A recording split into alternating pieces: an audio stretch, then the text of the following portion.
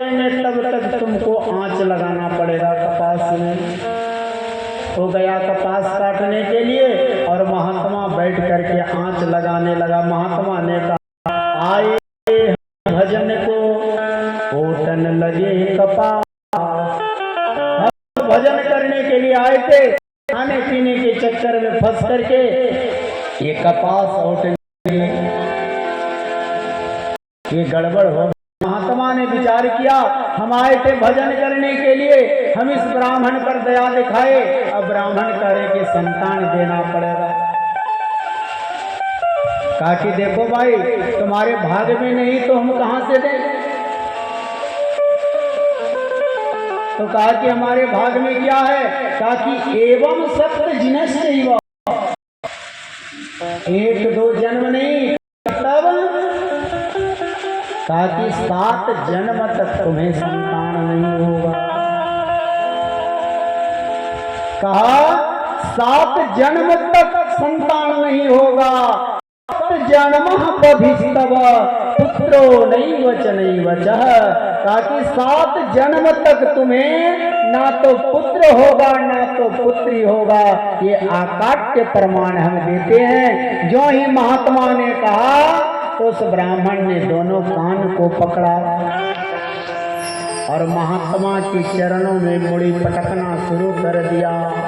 कहा कि आज तक तो एक जन्म से दुखित थे, उस दुख को आपने 7 गुना बढ़ा दिया, इसलिए अब आपके चरणों में प्राण का त्याग करेंगे, इसका पाप आपको लगेगा।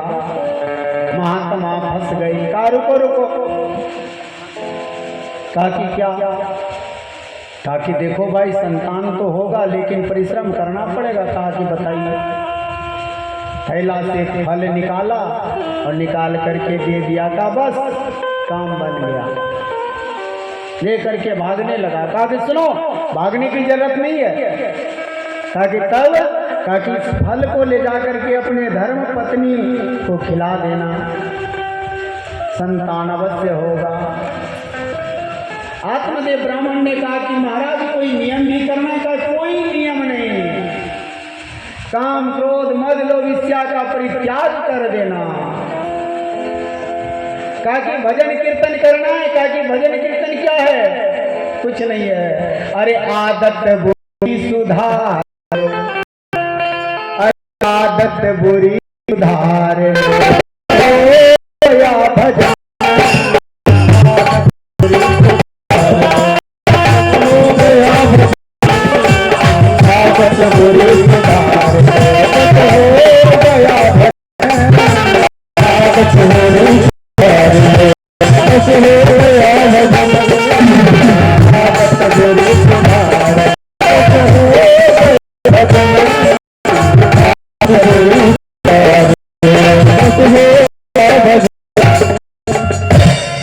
कोई भजन की आवश्यकता है, बुरी जो है उसे सुधार और आज से तो सत्य में ही करेंगे, गलत मार्ग में नहीं है। भजन की आवश्यकता नहीं है। ठीक है लेकर के दौड़े ब्राह्मण पत्नी के जोर से लाया। अरे देवी सुनती हो। अब देवी को लगा कि मेरे ब्राह्मण देवता कहीं बड़े जजमान के घर गए हो न हो लखा हार दिया होगा। तब तो चिल्ला क्या बात है। कहा कि महात्मा ने फल दिया है, उस फल को खाने से संतान हो जाए। कहा कि राम इस फल के लिए इतना से हलवा। कहा कि देवी महात्मा की वचन है, ठीक है कर दीजिए, हम स्नान करके अवश्य करेंगे। पंडित जी भोले भाले फल को दे करके कहीं यजमान का वृत्ति में निकल गए और ने उस फल को रख दिया। करके विचार करके फल को कि ना खाए, क्या है कैसा है कहां से मिला है कौन दिया है, बार बार विचार करने लगी। संजोग बस कुछ सखी सहेली आ गई। तुम सोच क्या महात्मा ने दिया आदि फल दिए तो तुम ग्रहण कर लो, संतान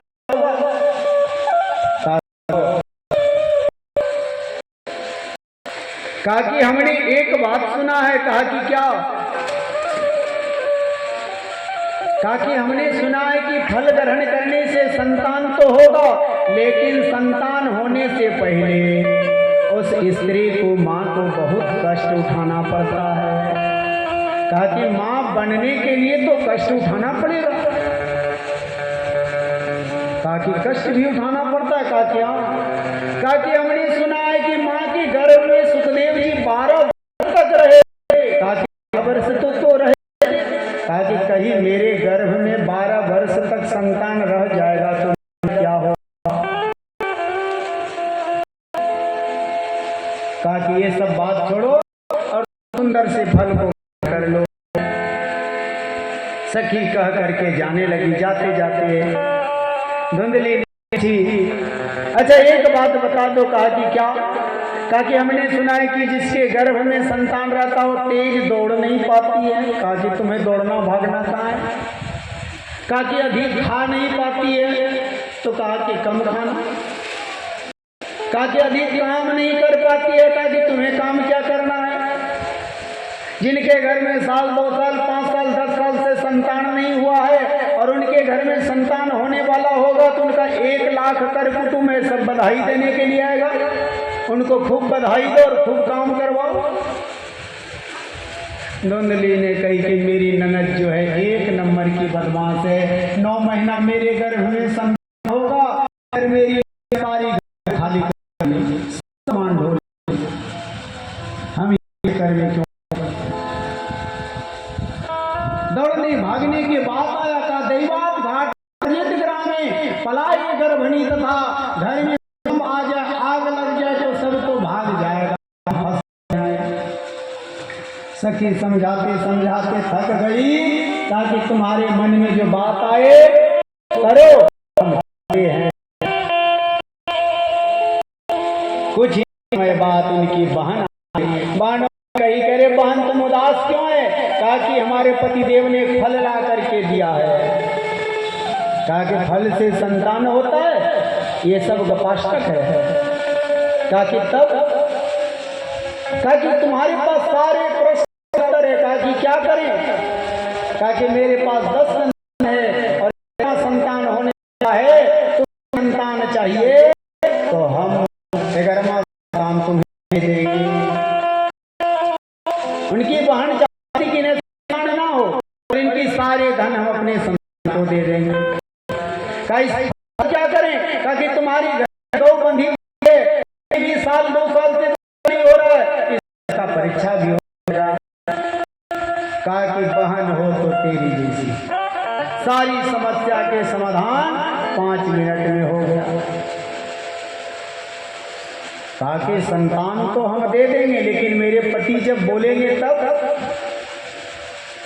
कहा कि उसके लिए तुम कुछ धन दे देना और तुम 9 माह तक छिप करके रहना। कहना कि फल ग्रहण किए हैं, संतान होने वाला है।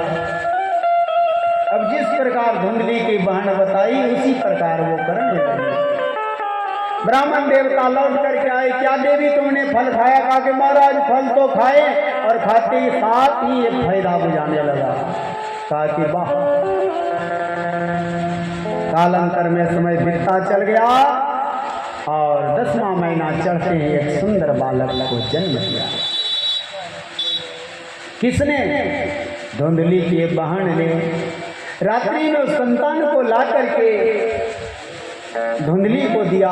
धुंधली ने अपने पतिदेव से कहा, पतिदेव मुझे संतान हुआ है। अब खुशी के मारे नाचने लगे ब्राह्मण। कुछ ही समय में उस फल जो गौ को खिलाया था उस गौ ने भी एक सुंदर बालक को दिया। सर्वांग सुंदर मध्यम निर्मला कनका प्रभु। गौ ने बालक को जन्म दिया, मनुष्य के संतान को जन्म दिया इंसान के पास क्या था?